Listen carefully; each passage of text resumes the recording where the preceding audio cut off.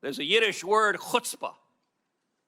And that truly is chutzpah. How dare we lie and cover up what we all knew?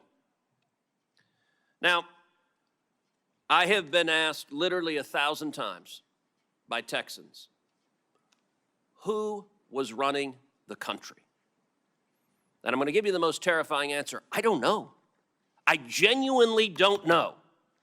And not a single Democrat here cares. The most telling proof of Biden's decline came with the signature of the president, the symbol of executive authority that was outsourced to a machine. Mr. Wold, you're a lawyer who served in the White House counsel's office. You understand the gravity of presidential action. Does the president's signature carry legal and constitutional weight under Article 2? Yes. Is the act of signing an executive order or signing a law or granting a pardon a delegable duty of the president? So in that opinion in 2005 from OLC, they said essentially that an Autopen could be used by a subordinate, but the president's determination as to sign the document can never be delegated.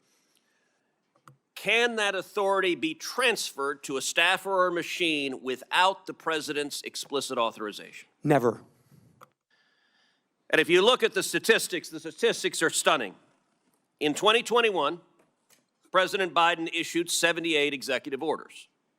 None were signed with an Autopen.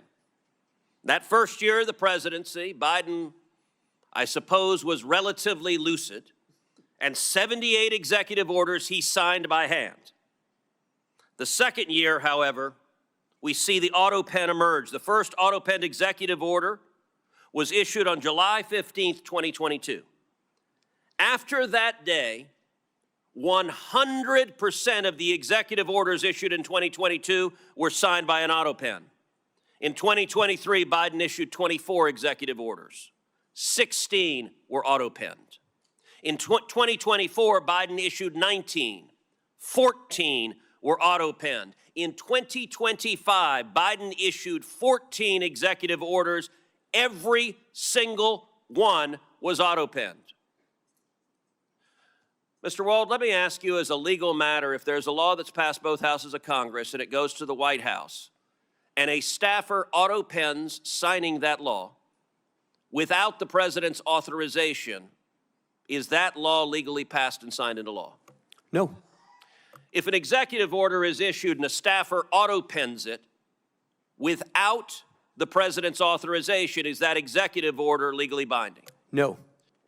And if a pardon is issued from the President of the United States and a staffer autopens it without the President's authorization, is that pardon legally binding? No.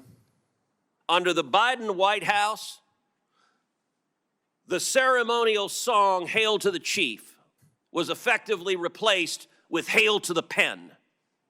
And it was an outright assault on democracy. And every reporter covering this ought to ask, why doesn't a Democrat care?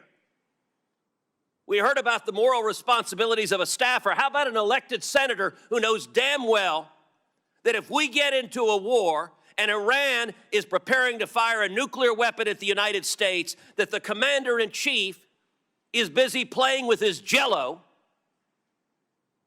and is not competent to defend ourselves? And every member of the cabinet, the chief of staff, the press secretary, and the members of Congress who lied about this on a daily basis with the press's complicity, they are all responsible for subverting democracy. Senator Cornyn. Professor Harrison, we've talked about the mechanics of the 25th Amendment whereby an incapacitated president would be removed. But it strikes me that ultimately it happened, albeit not before the end of President Biden's full term.